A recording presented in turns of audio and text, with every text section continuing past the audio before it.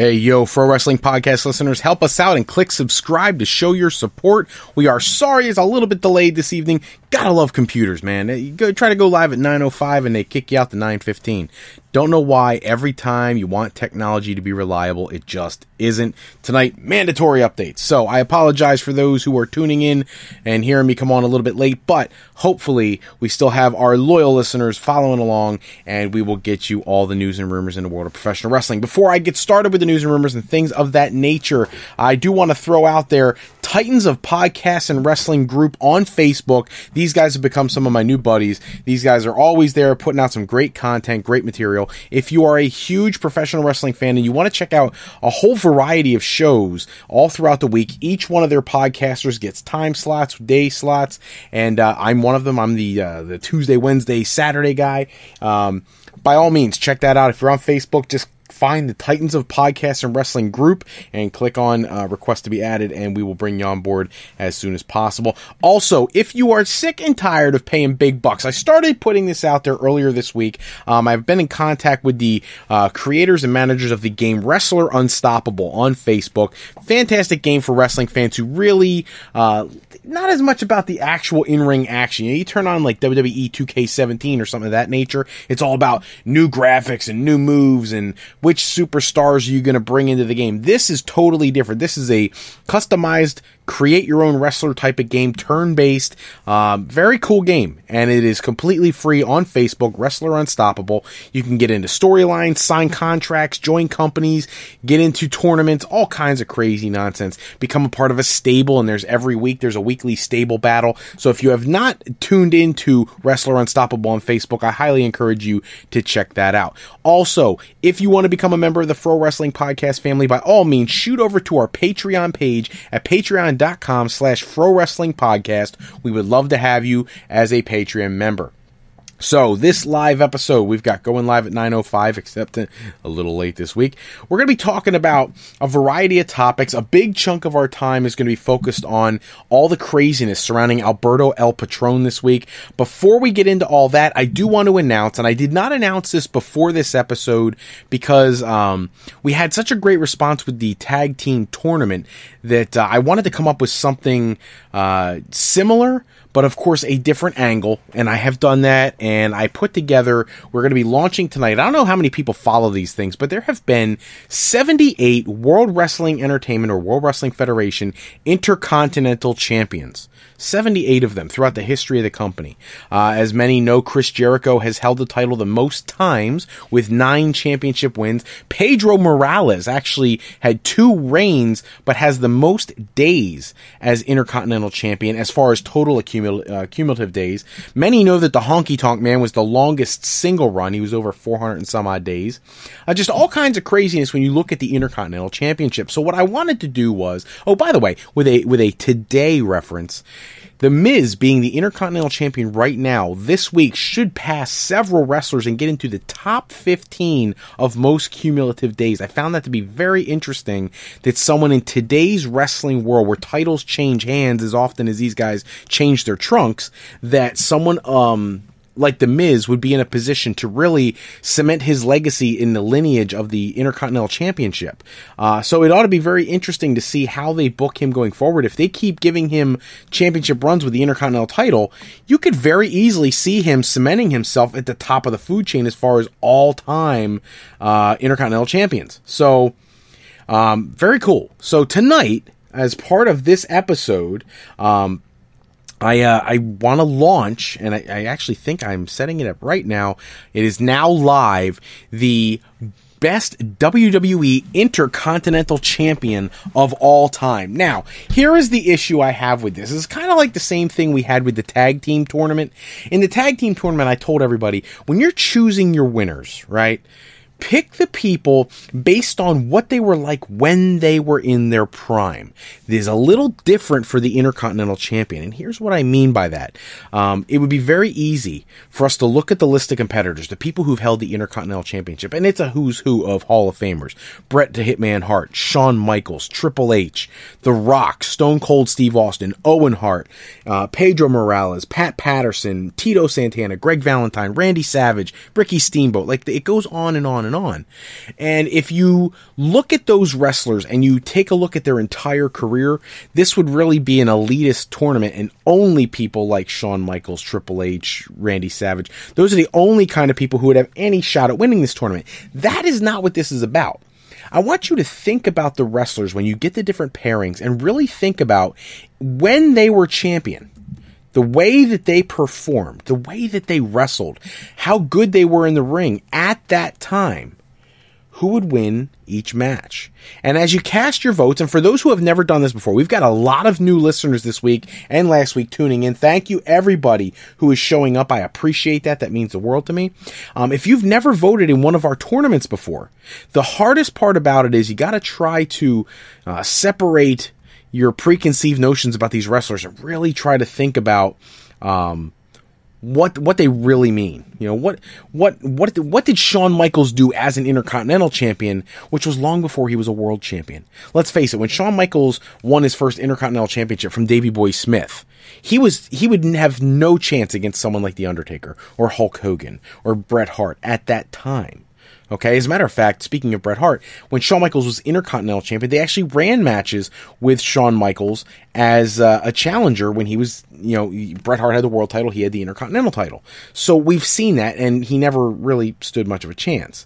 So, what I would like you to do is to try to not pigeonhole in Shawn Michaels as one of the greatest wrestlers of all time. That's fine.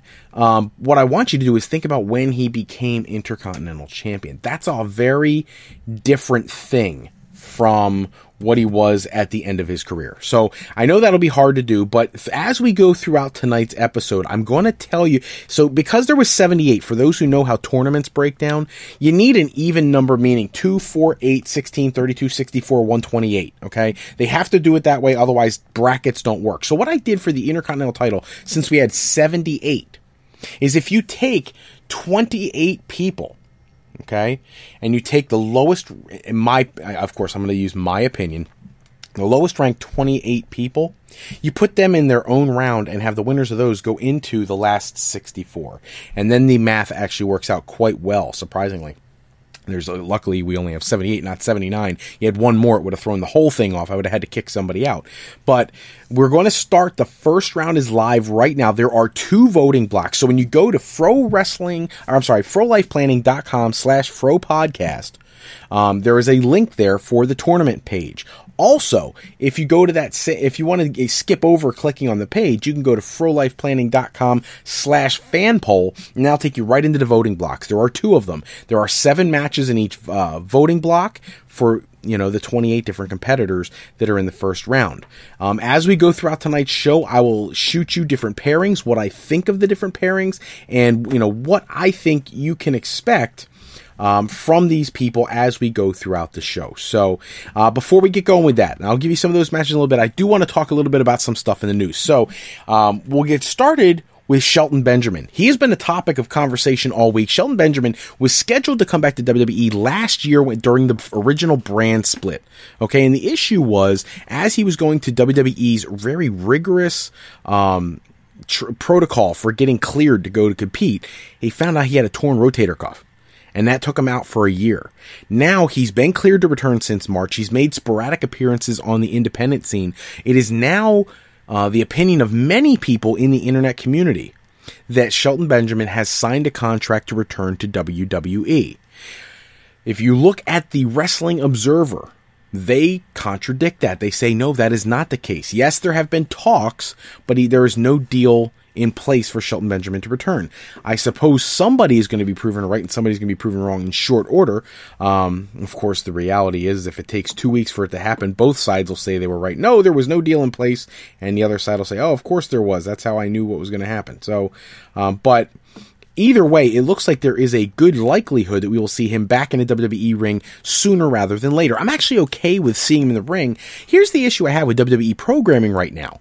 WWE is so loaded with talent. If you look at, and just take a piece of paper and write down every talent you could think of that's on both rosters, and then throw in the NXT roster, and then you start looking at the independent guys, the ones that you want them to sign. it creates a bit of a logjam at the top if you want to be a world champion or an intercontinental champion. So here's what I'm going to say. For the people who have been around long enough, like myself, like some of my loyal followers who I already have gotten comments from tonight, we've been around long enough to remember like the 70s, the 80s, the 90s, when back in the 80s, in the NWA, you had the NWA World Heavyweight Champion, and then like every territory had their own version of the NWA United States Championship, and that championship was essentially the pinnacle of that territory, and the NWA World Champion would travel territory to territory, but every territory still had their main guy, and that was typically the United States Champion. Nowadays, with WWE being the global conglomerate that it is, we don't have that. And here's the issue. When you have 75, 85, 95, 110 wrestlers on your roster, and you don't have enough championships to go around, the purpose of being in wrestling, at least kayfabe-wise, the purpose of being in wrestling is to strive to be a champion. If you're Curtis Axel, you're not striving to be a champion. You're going out there because you want to make a living, and you can entertain people while you do that. So, when you sit there and you have such a logjam of talent, it creates a bit of an issue. And I'm hoping that WWE understands that. See, because if I were them, they've created this United Kingdom Championship, which I think is fantastic. Don't get me wrong. I love the UK tournament. I like the UK talents. But they need something else. NXT was great. It gave you 3 more championships. They need to add a 4th one there, a secondary, tertiary title. For the people who are never going to challenge Bobby Roode for the world title, to give them something to aspire for. I can't envision a scenario where Johnny Gargano ever gets a shot at the NXT championship. Maybe I'm wrong, and I actually hope I am wrong, because now that Tommaso Ciampa is out of the picture, it looks like they're going to try to give him a little bit of a push into a cool feud, but it's just not believable that he's going to beat Bobby Roode. It's not believable that he's going to beat somebody like Drew Galloway. Not right now. And so there has to be something for him to work towards. And it's not just getting promoted to the main roster. So I know this is like a long tangent off the Shelton Benjamin thing, but with Shelton Benjamin coming in, you put another established main event star, quality star, into the logjam, and now it makes it even harder for other people to have something to shoot for. Like, what is Shelton Benjamin returning for? He's been Intercontinental Champion. He's been United States Champion. If he's coming back, it's got to be to become World Champion. Now, I don't think they'll book him to be World Champion, but that's got to be a part of what he claims to be there for.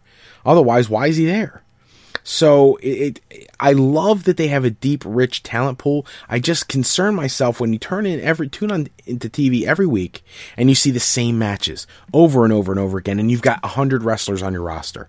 That's ridiculous. You know what you do? Back in the 80s, I know one of my very, very good friends, probably my best friend in the world, is listening right now. One of the things that he and I have talked about endlessly is how you turn on Saturday morning and you turn it on to be something like the One-Man Gang versus Dave Studemeyer.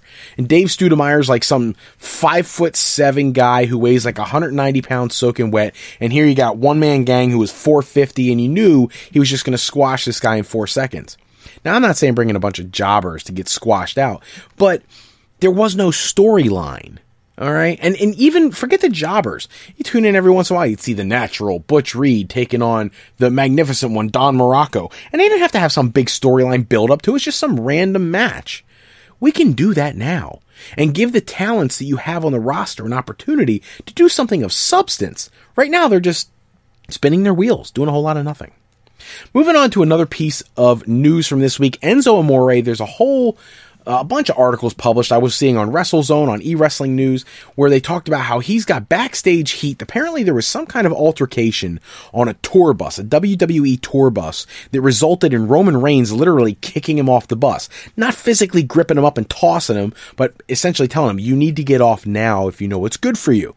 And he got off the bus or whatever and had to make alternate arrangements, but it has created an issue for him in the backstage. Now the thing is, talents, other people have made comments about this week, that Enzo, his character you see on TV is kind of like what he is in person, just the volume's turned way up.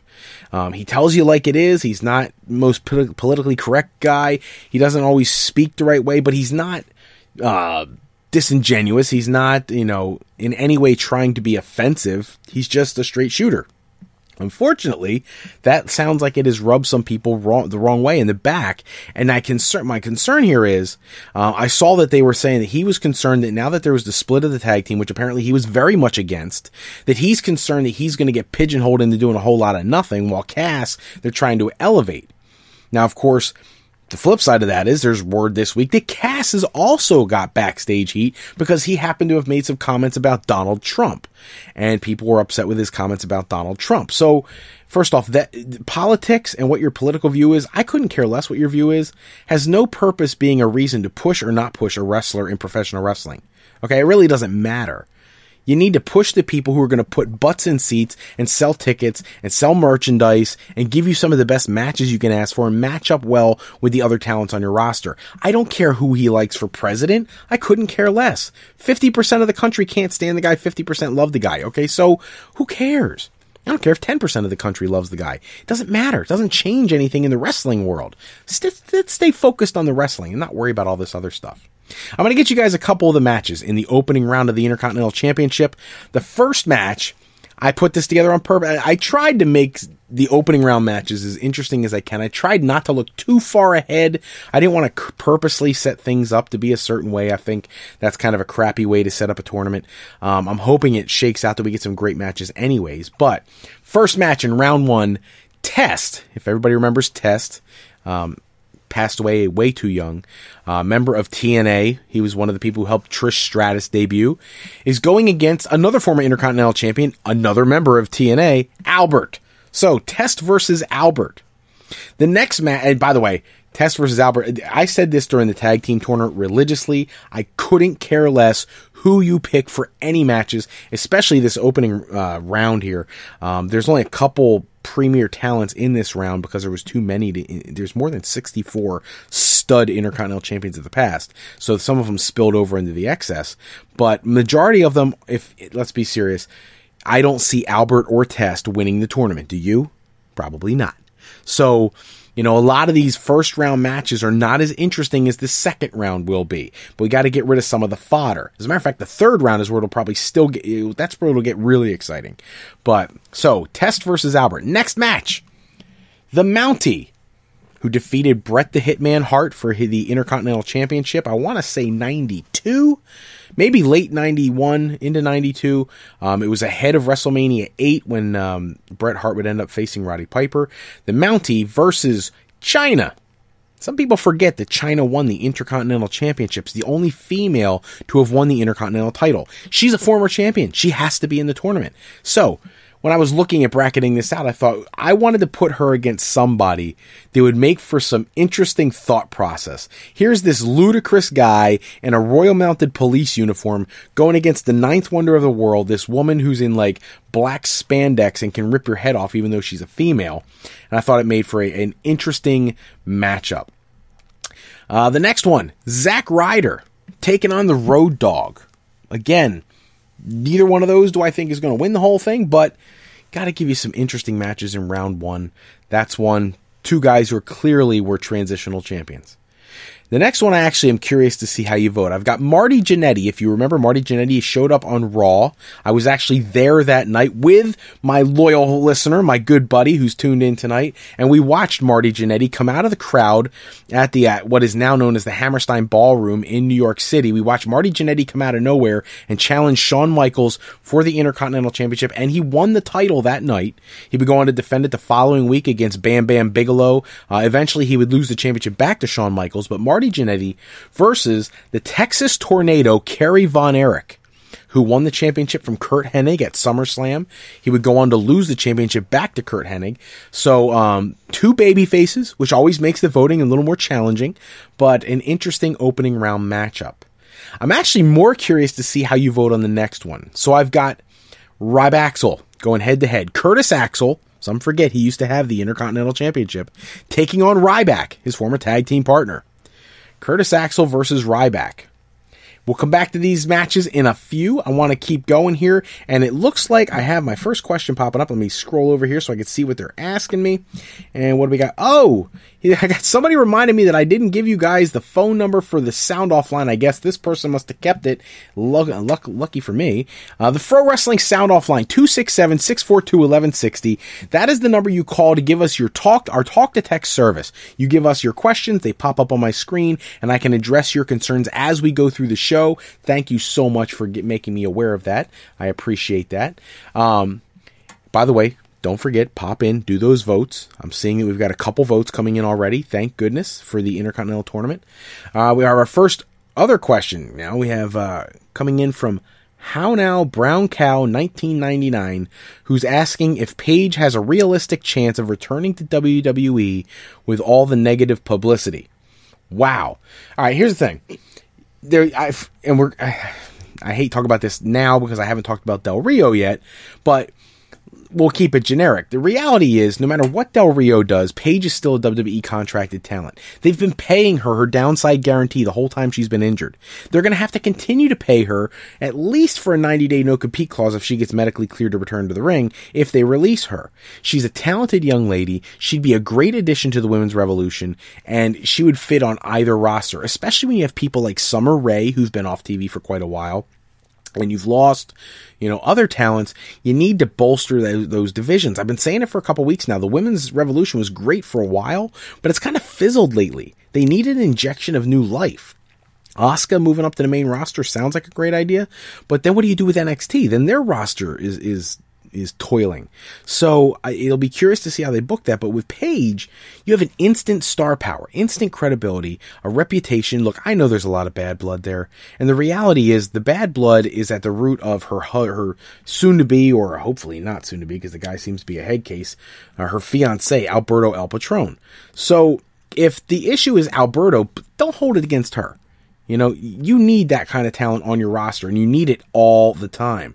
So, penalizing her doesn't seem to me to make fiscal sense for a publicly traded company. That being said, another side of that is a publicly traded company doesn't always want the backlash, the political backlash, when you have somebody on the roster who's had a checkered past. This is a big part of why China was never welcomed back into the company, because China had gone into the adult film industry and done a lot of things that she kind of blackballed herself from the world of wrestling. She did make a appearance for Impact Wrestling at one point, and it was actually really well done, but she had brokered another deal to do another adult film, and then they severed ties with her as well. And this obviously is not that case, but Paige having her private information leaked online certainly didn't help her situation.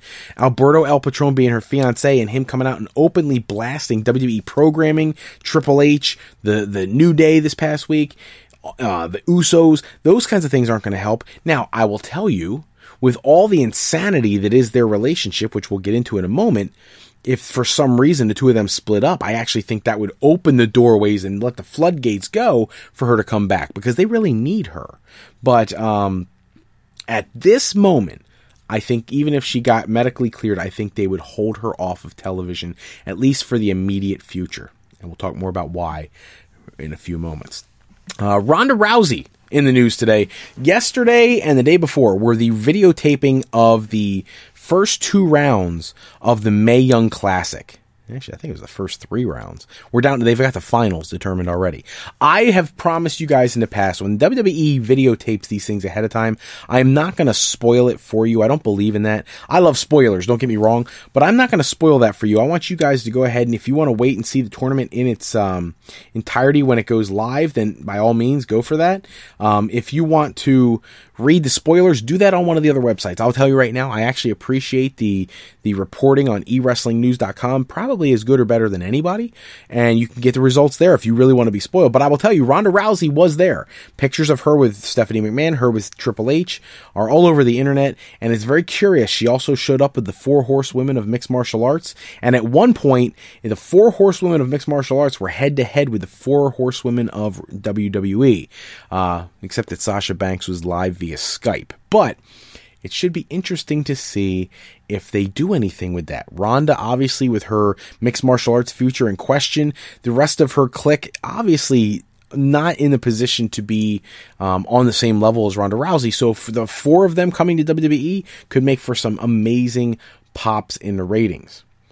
According to Pro Wrestling Insider, the Hardys and Global Force Wrestling did have an agreement in principle which would have allowed Matt and Jeff Hardy to go ahead and use the broken characters in World Wrestling Entertainment. However, the GFW Anthem conglomerate is run by Ed Nordholm. Ed Nordholm has not signed the deal.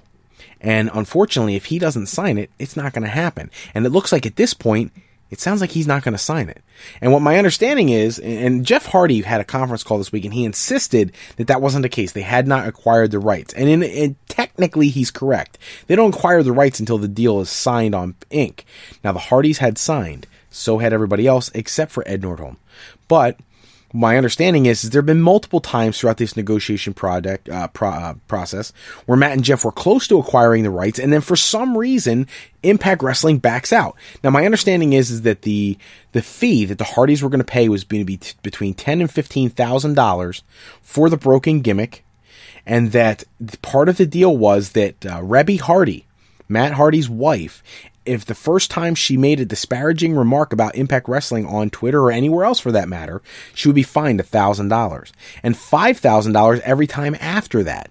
So apparently that was all written into the deal. And for me, if I was the Impact Wrestling, I'd sign that deal today. And then I'd purposely throw some nonsense out there just to set her off. You can make more money than you do on the actual deal. But as of right this minute, there is no deal. Given Jeff Jarrett's comments, he spoke yesterday, it looks like Nordholm just won't sign. Which is going to leave the Hardys. They're not going to have any options left except for to go the legal route and claim. And here's the issue. I know Jeff Jarrett put out that he understands intellectual property law, and his rationale around it was very sound. If you want to go back and find his comments online, he knows the law when it comes to that.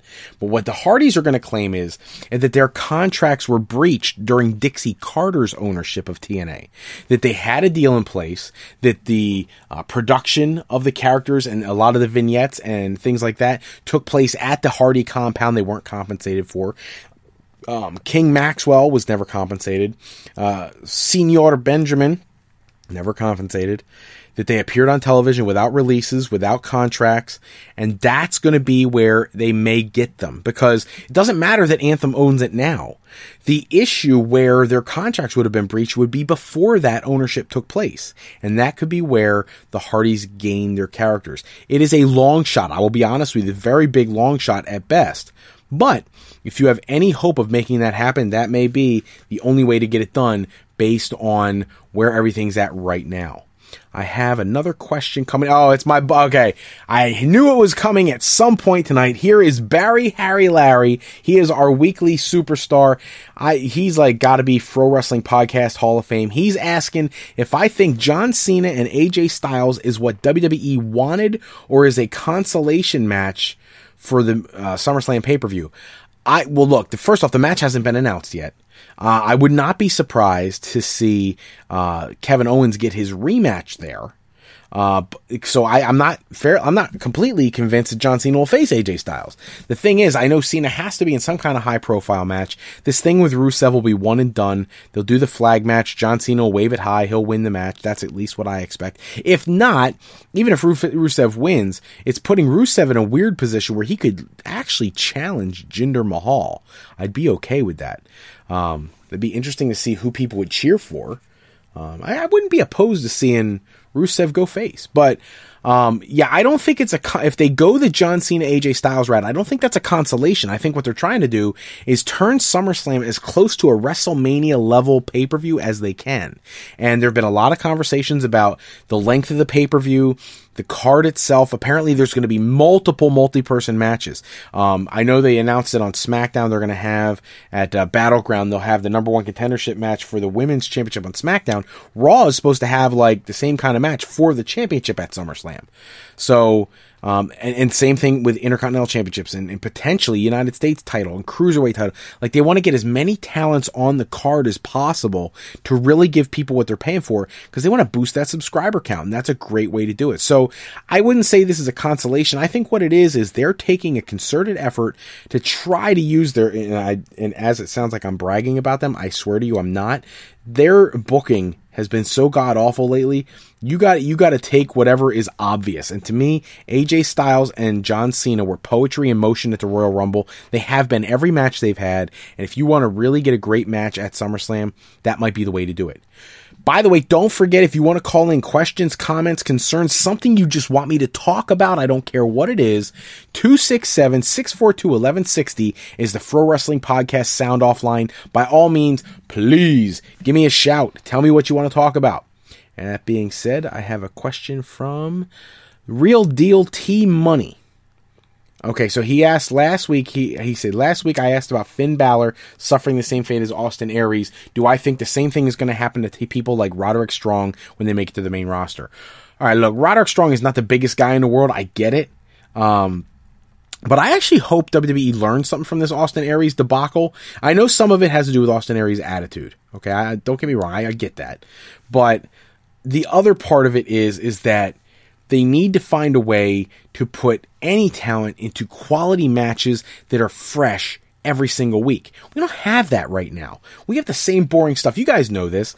You know, I guarantee you this Monday night on Raw, we're going to see something where Samoa Joe's going to, well, we already know we're going to have Samoa Joe and Roman Reigns. We already know Braun Strowman will interfere. Somehow he'll get added to SummerSlam's match, which was originally supposed to be one-on-one. It'll become a fatal four-way. Somebody's going to take the title from Brock. If they don't, Brock has already been announced to appear at the next Raw pay-per-view.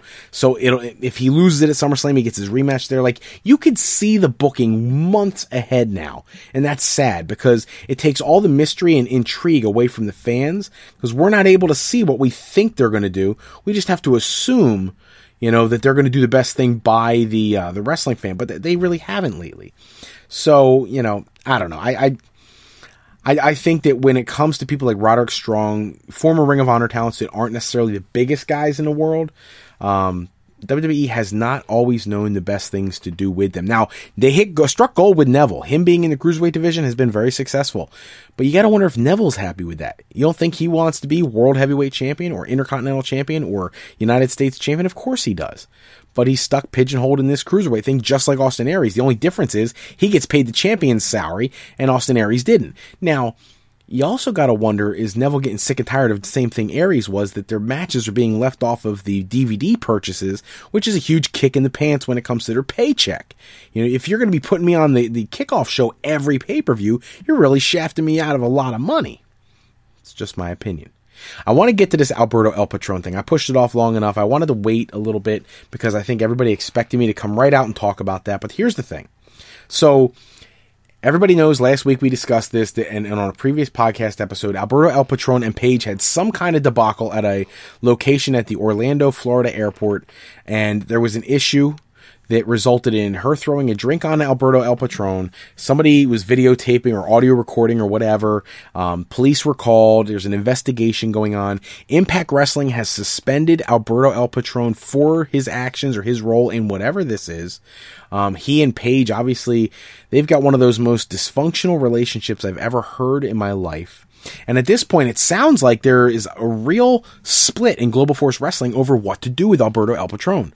There is a good segment of the company, more on the Anthem side of things, that would really like to see him fired. Get rid of him. We don't need the bad publicity. This guy, you know, he's being investigated for domestic violence. That's something we can't advocate for. And on the flip side, you have Jeff Jarrett and the wrestling people who, you know, back in the day, talking like 70s, 80s, 90s, if something happened with a particular performer, everything was handled in the back. The company took care of things. It wasn't as overexposed as it is now. Somebody did something stupid, the company pretty much hid things from the fans, so the fans didn't know. Look, it wasn't until Bret Hart released his autobiography that anybody found out what a womanizing pig he was. You know, maybe he's not now, but he was. And he admits that. So it's not me trashing Bret Hart. Bret Hart would be the first one to trash himself about that. If you haven't read his book, read it. It's thick. It's wonderful. It's a great book. And I have it for the guy who I know is listening if you ever want to borrow it. But the reality is, this situation you can't get away from. When you hit TMZ and all these other things, you know, the wrestling side of things, they want to keep him on the roster. That's why he's suspended. They'll suspend him for a while and then bring him back. But they book their shows and record their episodes out a few weeks ahead. So now he's suspended, but he really wasn't going to do anything for the next 3 weeks anyway. So what is a 3-week, 4-week suspension going to do when the guy was supposed to be off television anyways because they've already recorded multiple episodes?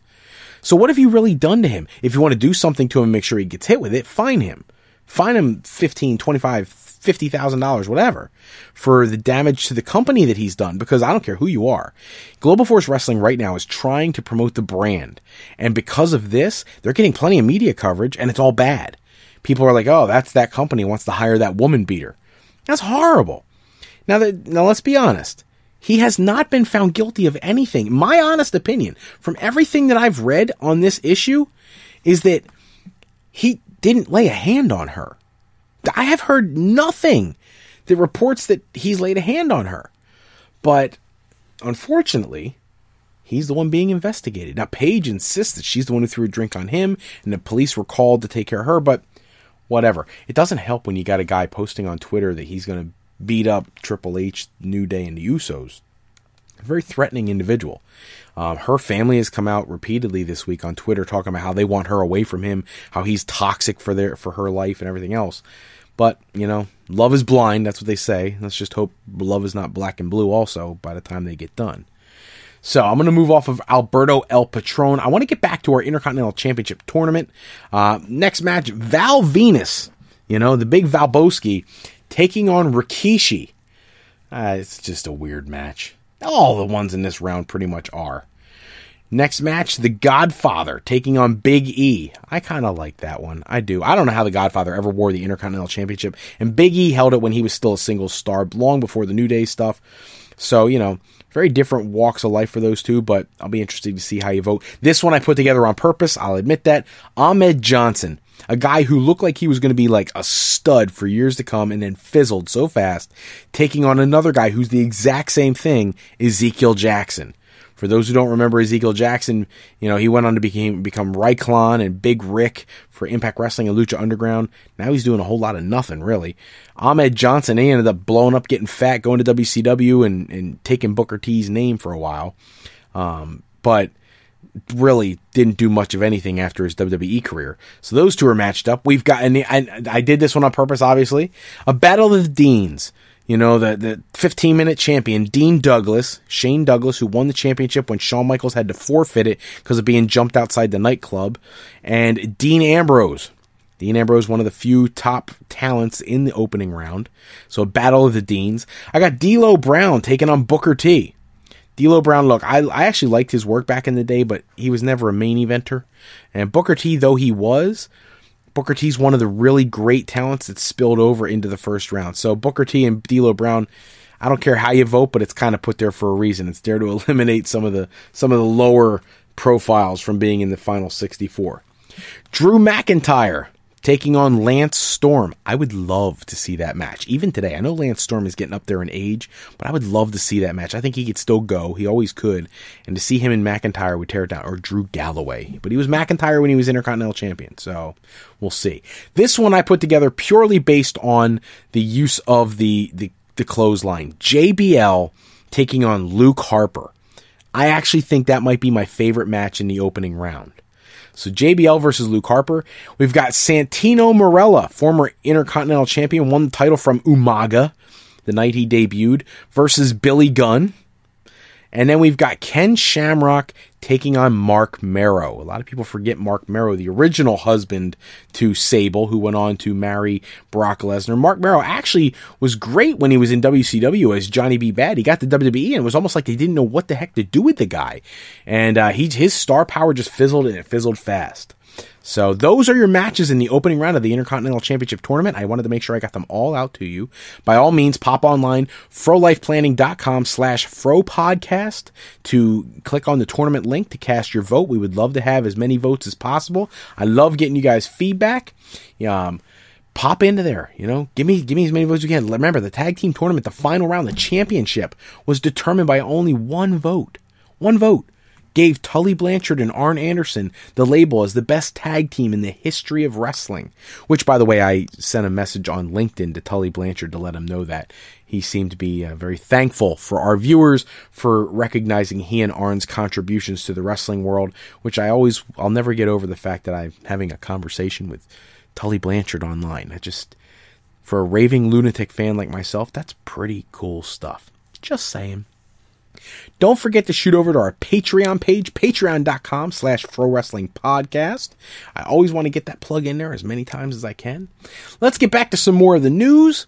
The G1 Climax, the full card has been announced. There are some amazing matches that are going to be going on, not just the tournament itself. Those matches were announced a couple weeks ago, but in between those matches, they have created some of the best 6, 8, and 10-man tag team matches you could ever ask for. If you are a fan of New Japan Pro Wrestling on Access Television, by all means, check out the card. Go to any wrestling news reporting agency and do a search for G1 Climax full card, and you'll see just the insane pairings that they've got going on. This Monday night, the big story is what is Kurt Angle's big reveal going to be? There are people who automatically think it's going to be Stephanie McMahon. There are others who, because of last week's interview after Raw, think it's going to be Dixie Carter because they're going to be in Tennessee. And some are saying it's going to be Chad Gable from SmackDown. He's some kind of illegitimate child of Kurt Angle and Dixie Carter, or Kurt Angle and Stephanie McMahon, and all this other crazy nonsense. Just for the record, Chad Gable is like 20-some-odd years old. So you back up 20-some years is before I think it would even have been legal for Stephanie to be with Kurt Angle. But whatever. So the Mae Young Classic, again, there are some concerns now coming out about the Mae Young Classic. Oh, by the way, the Kurt Angle interview. They'll be having an interview right after Raw this week, after he does his big reveal. They have a whole set planned out for it. So I'd be curious to see what his interview is about and who he has on the interview with him. I'm sure it'll be whoever he reveals, and hopefully we'll get an idea what his plans are coming up. I'm still hoping that he took the physical and he's getting prepared to take on Triple H at SummerSlam, because if he gets in the ring with Triple H and tears the house down and proves that he's medically and physically ready to go, that may open the door, since Triple H is so influential, may open the door for Triple H, allowing him to book other matches with some other WWE talents. But back to the Mae Young Classic, the big issue they have is that they brought in a variety of talents. So here, there's a couple problems that I think some of them is fantastic, and some people think it's a problem. One, you brought in some people who are really, really experienced, and other people who have exactly zero experience. And the problem is the in-ring work of those with no experience has been shoddy at best. So, and if you haven't seen, obviously they haven't broadcast the matches, but even for those who were in Full Sail University watching the tapings, there's been a lot of negative feel for the opening round, because, 16 of the girls were relatively inexperienced. People love the people who were really established. Now, here's the other issue. Some of the brass in WWE are irritated because the talents that were brought in for the Mae Young Classic, they're not your Barbie doll pinup girl talents. Yes, there are some of those too. I know if anybody goes and checks this on Twitter, there was actually one competitor, and I apologize, I cannot remember her name right now. She looks like if you took Natalya, and somebody put this up there, put Natalya, Natty by Nature, plus Renee Young. She looks like Natalya and Renee Young had like this love child. It's weird almost to look at, almost creepy to look at. But they had these talents who, there's a few that were like the Barbie dolls, but then they also had some heavier girls, some plus size girls, some really buff muscular girls, some that weren't so buff and muscular. They really went with all body types and shapes. For me, this is just me, and I know that half the guys listening to this think I'm nuts when I say this. I think that's a fantastic thing. I would have loved to have seen Awesome Kong show up, or Karma, whatever you want to call her. The tournament was supposed to showcase female talents, not showcase a bunch of Barbie dolls. Barbie dolls can't wrestle. If you don't believe me, go back and watch some matches of Kelly Kelly or Stacy Keibler. They can't wrestle very well. However, you bring in people who are established stars from overseas who may be a little plus size, or they don't have the face that you're looking for, but they got the skill set. Today's wrestling fans, you listening right now, if you're tuned into this podcast, especially an hour into it, 50 whatever minutes into it, then you are clearly a wrestling fanatic, just like I am. And if you're a wrestling fanatic, you want to see the best in-ring action you could possibly put out, and the best action does not come from Barbie. The best action comes from people like Shayna Baszler, who's going to be in the tournament. People like Charlotte, like Becky Lynch, like Bayley. You know, those are the people who put on the best matches. Now, I understand a lot, you know, Nia Jax. Nia Jax may be a plus-size model, but she's not the most beautiful woman in the world. And that's okay, because you have to appeal to the wrestling fan. I know WWE hates that word wrestling, but it is World Wrestling Entertainment. And people want to see the wrestling. And I want to see good wrestling. You remember the feeling you got when you watched Shinsuke Nakamura debut on NXT and take on Sami Zayn? You got to see one of the best matches in the history of the business. And people loved it. You know, that's what we pay money to see. We don't pay money to see two Barbie dolls go at it. If you want to do that, go watch some adult channel. We're not here for that. There's a different venue for that. We're here to watch wrestling. So, but there's apparently there's an opposite side to this, and that is there's a huge segment of the brass in WWE who really enjoy the concept of having these women of other body types being involved in the tournament. And I think it's great. I think you empower women of all shapes and sizes. I remember watching a Dusty Rhodes interview back in the 80s where he talked about all women are 10s, you know, all the big ones, all the little ones, all the fat ones, all the skinny ones, like, and he did this whole promo about all women are beautiful. He's right. In some way, shape, or form, everybody's got something unique. As they can wrestle, put them out there. I don't care what they look like. I'm not here for a beauty contest to begin with. I want to get over to our comment section again. I have our last comment of the night from Sinister Minister. And I'm assuming that's obviously not the original Sinister Minister, who's asking if I think WWE will book a heel turn for Paul Heyman at SummerSlam. If you asked me that question 3 weeks ago, I said absolutely. Now I'm saying absolutely not. I thought that there was a chance, based on the relationship that Paul Heyman has with Taz and with, and I hate to say it like this, but, you know, Samoa Joe looks a lot like a big Taz. I thought they might go that way. They might have Heyman turn on Lesnar, especially after that interview where he said about, you know, why would I trade in the biggest attraction in sports entertainment for Samoa Joe, making it sound like he would never do that.